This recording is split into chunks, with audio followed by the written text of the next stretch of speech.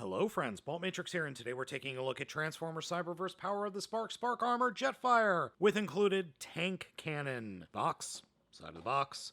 The back of the box shows a cutoff vehicle mode, the figure, and I would really like it if they would show, the actual figure, not a 3D model. Oh well. I've already reviewed Starscream. I've already reviewed Sky-byte. And we're going to look at Prowl another day. So let's open them up and take a look. Out of the box, Jetfire looks okay. The white is actually done really well, which is impressive. And it doesn't look translucent. It looks like a solid white, but oddly enough, we have different colors going on here. So we've got a slight different in shade happening here between the forearm and the upper arm, and then the upper thigh, and then the lower legs. The white is slightly different. Head sculpt is okay, and the overall aesthetic of the figure is fine. It's fine. Posability, head does not move at all. Ball joint in the shoulders, though it is limited by the wings. 90-degree bend at the elbow, and it is very tight. No torso articulation, unfortunately. Legs can kick forward pretty far, but they are limited in kicking back. 90-degree bend at the knee, or just over that, and a little bit of toe articulation for the transformation. So we have this figure that it works okay. I mean, it's perfectly fine. Size-wise, it's actually a little bit bigger than a Power of the Primes Legends class figure. And Jetfire is actually bigger than Starscream, which in canon is 100% correct. It also makes it easier for him to punch him! Now, there are some flaws with this figure. Some of the joints are a little bit too loose for my taste. The ball joints in the shoulders are just a smidge too loose, and so are the legs and the knees. And I don't mean the knees themselves, I mean the parts that peg in to form the knees. The pegs there are just a little bit too big, but I can fix both of those, or all of those concerns, actually. Transformation for the figure is pretty easy. Start off with by coming to the back, grabbing the front of the plane mode, unpegging it, and flipping it up over the head, and snap it into the chest. Take the arms and point them straight up to the sky, and then grab the entire shoulder section and turn it 180 degrees, and it will snap into place. And then we can point the arms straight down. Trust me, we'll need to do that.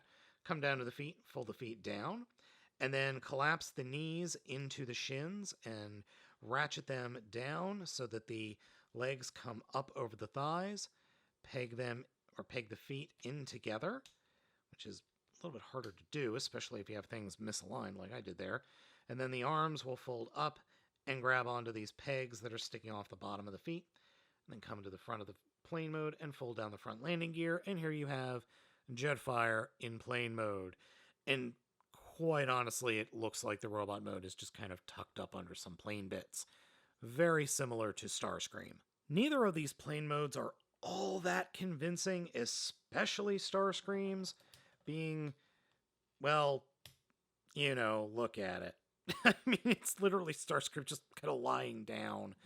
And both of them feel like the robot mode is quite literally just tucked under plane bits.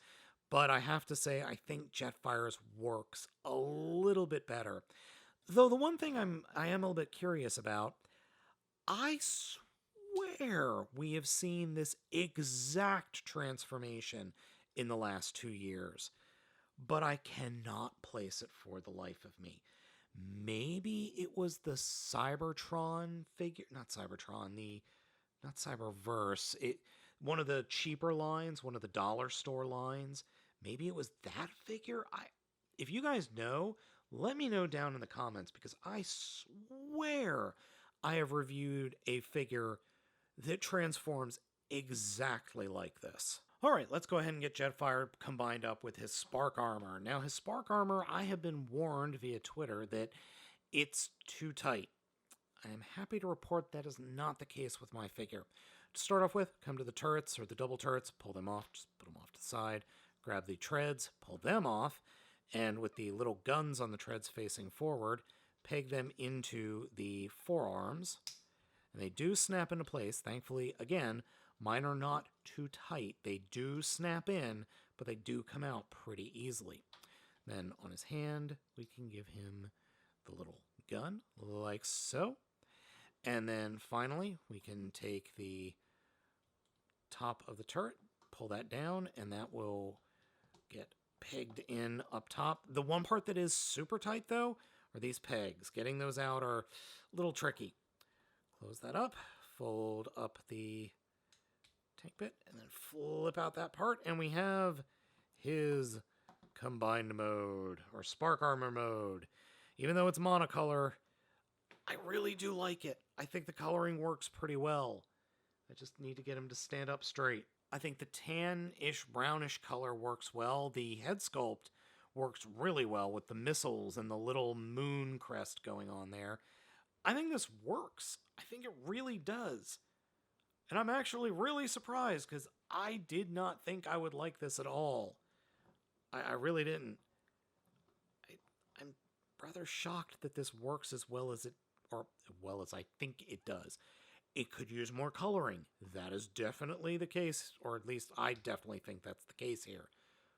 But it works for me. Overall, Jetfire's pretty good, which I was not expecting. I was legit expecting to hate Jetfire.